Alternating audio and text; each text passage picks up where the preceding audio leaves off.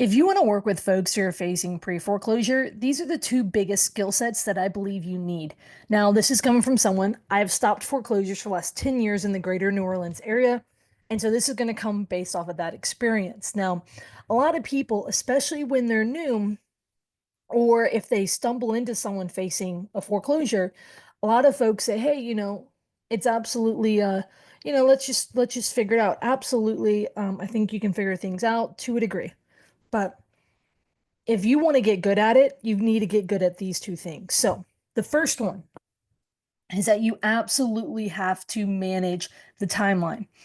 Timeline management is critical because in a ticking, in a foreclosure, right? It's a ticking time bomb. So it's like this clock that's winding down, and if you do not beat the clock, you are, you're not going to be able to stop the auction. So this is super critical. So one of the very first things you have to do the timeline management is that you have to assess where they're at. And this requires understanding the foreclosure process for where the deal is at. If you have no idea, if you don't know how to assess where they're at, you don't know if you can close this thing in 2 weeks or if you need to close it in 24 hours. And don't expect the civilian, the seller, to understand as well.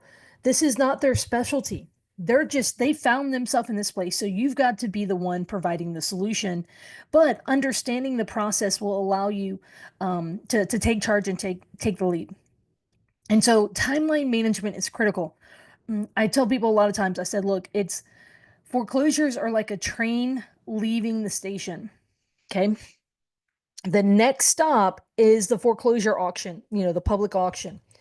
It takes a lot to get that train up and rolling and heading towards that next destination.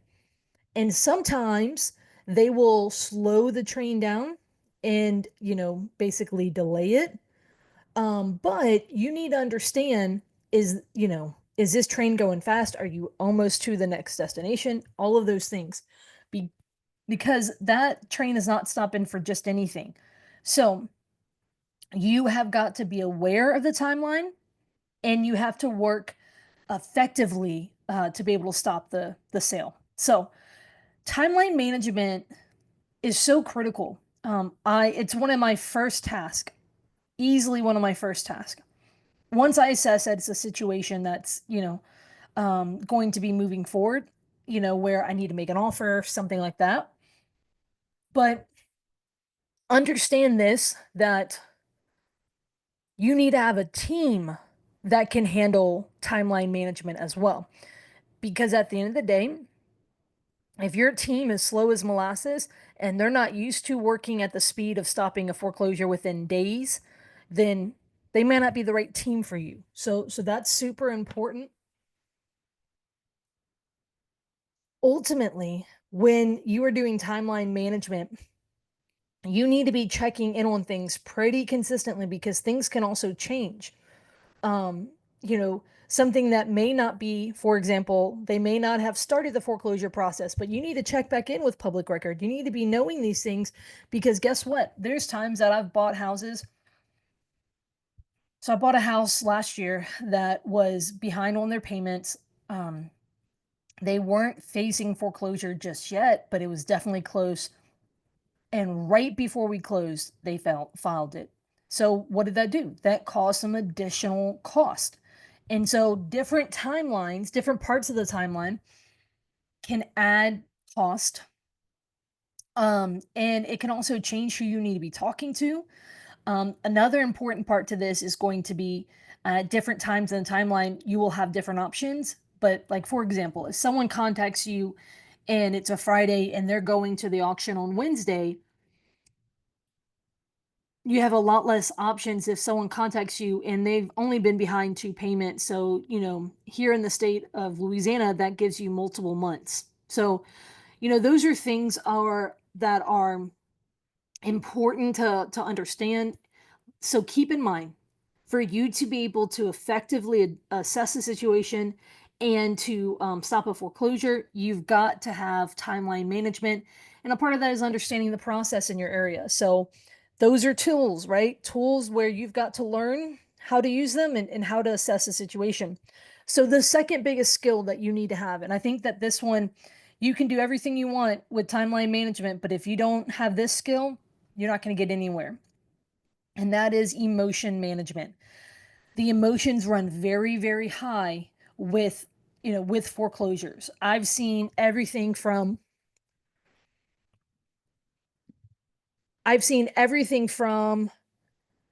people who bury their head in the sand saying this isn't happening, I'm fine, but they're not taking any action, to I've seen people who are, um, I mean, stressed to the hilt.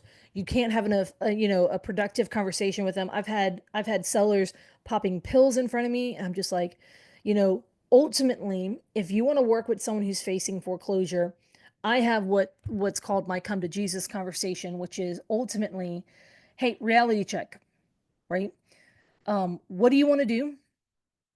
What is your goal? Is your goal to stop this foreclosure and stay in the house? Is your goal to stop this foreclosure and put this house behind you? I need to figure out what your goal is, because if your goal is to stay in this house, but the entire time I'm trying to help you put the house behind you, meaning sell it, we're working against each other, right? And I've got the tools to help you, but I'm not going to fight you to do so. So you have to acknowledge what's going on. Where are they at? And look, if they're not wanting to sell, I tell people all the time, work multiple options at one time, because you do not have the time and the luxury to put all your eggs in one basket. And so that's super important. With the emotion management, I mean, I've been cursed out, just because they were in high stress. I've had people in denial, not taking any action, waiting to the very last minute. So, I mean, there is a level there. You need to be able to speak straight with people, and you need to either say, all right, are we doing this thing? Are you not? Because look, you're not, look, me as the investor, I'm not getting foreclosed on. They are, right? And I want to help. I have the skills to help them, but at the same time, I'm not going to fight them to do so.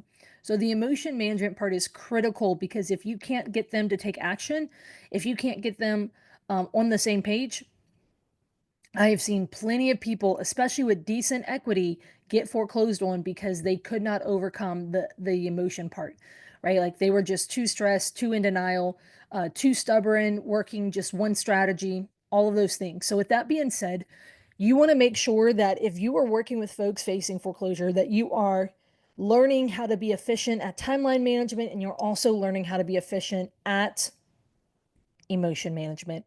Guys, this is definitely a people business. The foreclosure part does get a little bit of nuanced, where there's, the institution part involved, the foreclosure process involved. So learning those, knowing those will help you. But this is just another skill in the tool belt, you guys. And so working foreclosures does not come automatic. It's not like every other deal. So you need to have some additional skills and different tools in your tool belt. So make sure you're learning these and you are sharpening them, so that as you are working with, sellers who are facing foreclosure, you can be effective at it. Hope this helps, guys. Another day, another video. Thanks for tuning in. See you guys tomorrow.